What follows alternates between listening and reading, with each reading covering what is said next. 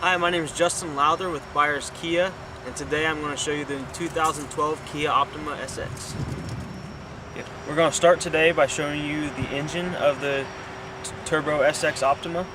Here you have a 274 horse Turbo GDI.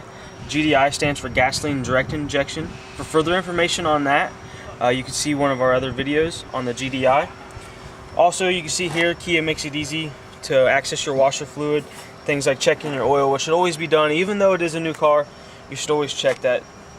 You also have your coolant reservoir here, things like your horn, your intake tube, and also your battery.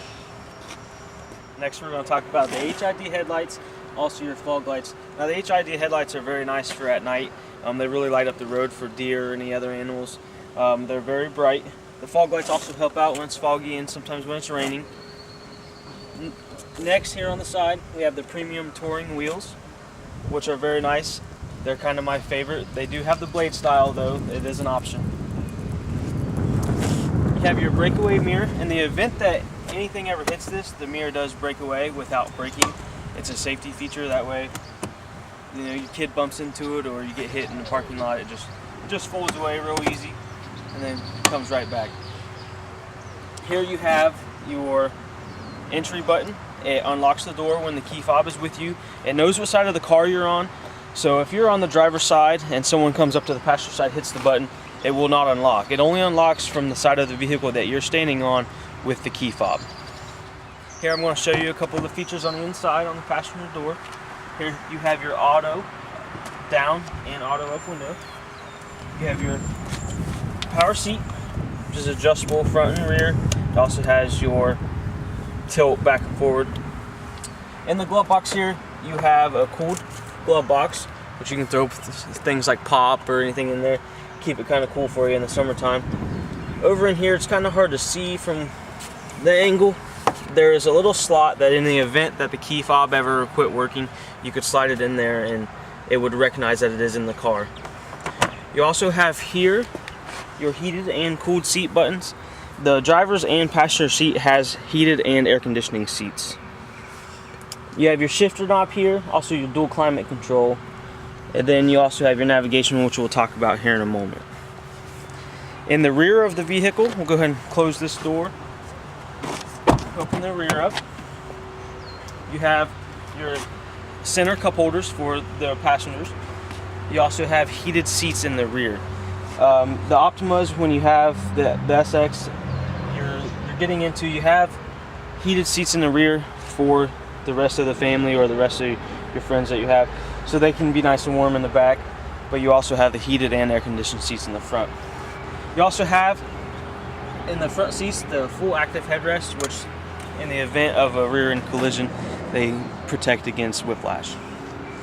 You have your dual vents back there for your friends or family that would be in the rear, so they can be comfortable in the rear also.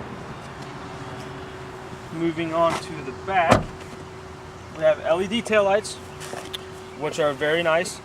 They light up nice and bright so people can see you at night, which is a nice safety feature.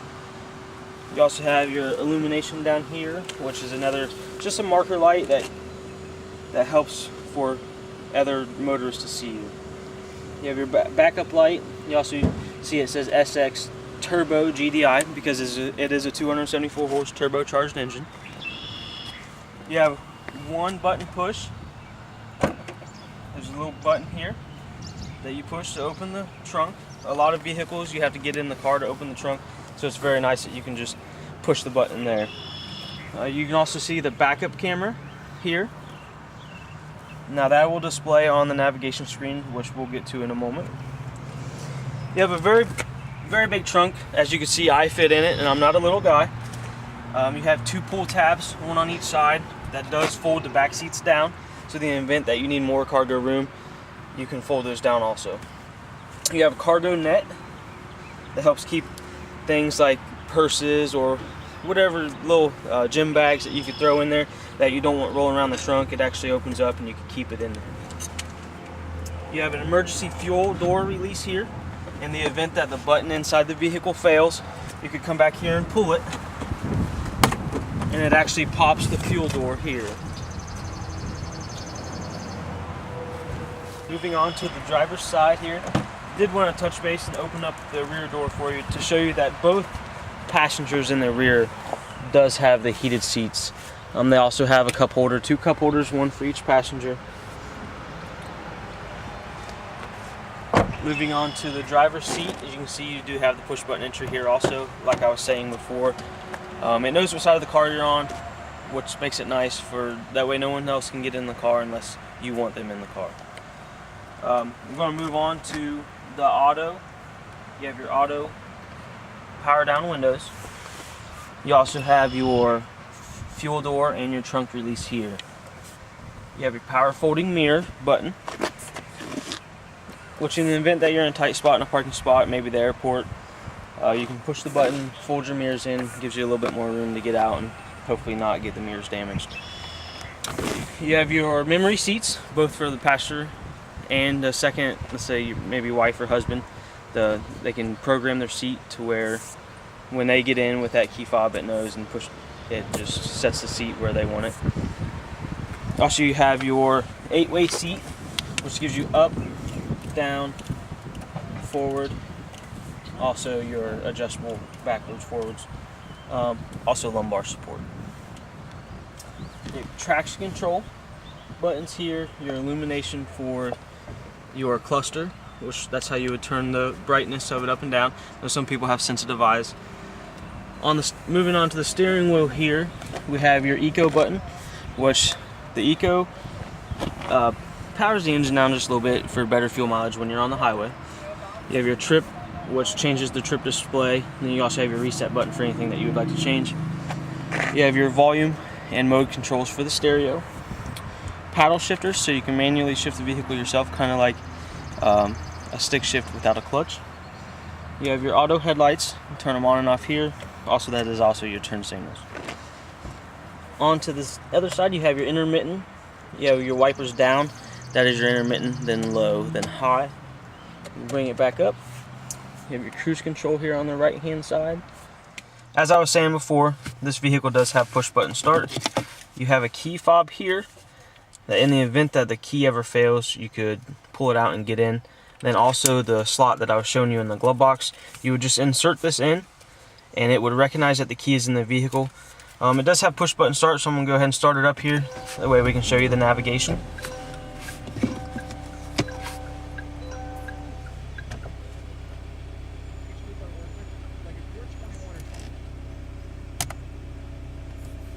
As you can see here, it pops up. It always asks you to agree.